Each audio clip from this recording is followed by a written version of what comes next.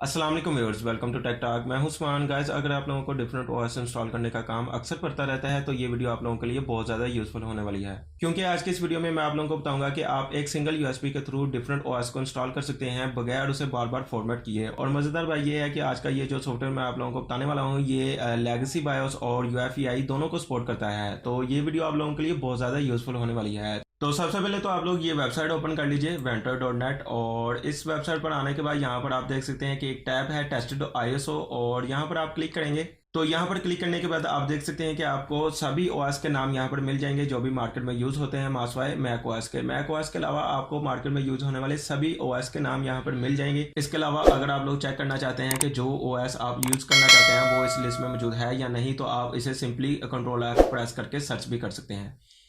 उसके बाद मैं वापस आ जाता हूँ यहाँ पर टॉप पर, और यहाँ पर आप देख सकते हैं कि एक टैब है डाउनलोड की, यहाँ पर क्लिक करेंगे और क्लिक करने के बाद आप देख सकते हैं कि यहाँ पर लिनक्स के लिए भी ये अवेलेबल है और विंडोज़ के लिए भी। यहाँ पर मैं क्योंकि विंडोज़ के लिए डाउनलोड करना चाहता हूँ तो मैं विंडोज़ पर क्लिक करूँगा।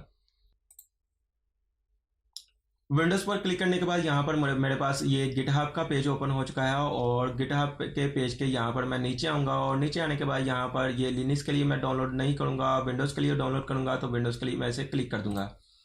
मैं क्लिक करूंगा तो मेरे पास ये जो जिप फाइल है ये डाउनलोड होने के लिए आ चुकी है। क्योंकि मैंने इसे पहले से डाउनलोड कर लिया है तो मैं इसे दोबारा से डाउनलोड नहीं करूंगा। तो आप लोग यहाँ से इसे सिंपली डाउनलोड कर सकते हैं। ये 4.4 MB की ये एक फाइल है, तो आप इसे डाउनलोड कर सकते हैं। मैं इसे यहाँ से कैंसिल कर दूंगा, और कैंसिल करने के बाद मैं यहाँ पर वापस आ जाता हूँ अपने फोल्डर में, और फोल्डर में आने के बाद ये मैंने यहाँ पर इसे डाउनलोड किया हुआ है, और जस्ट सिंपली मैं इसे एक्सट्रैक्ट कर लेता हूँ।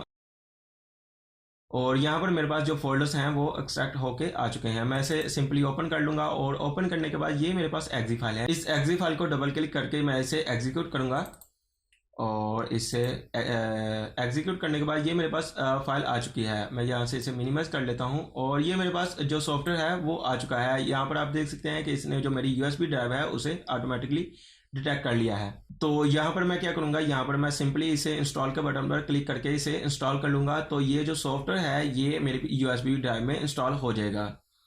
मैं इसे इंस्टॉल के बटन पर क्लिक करता हूँ।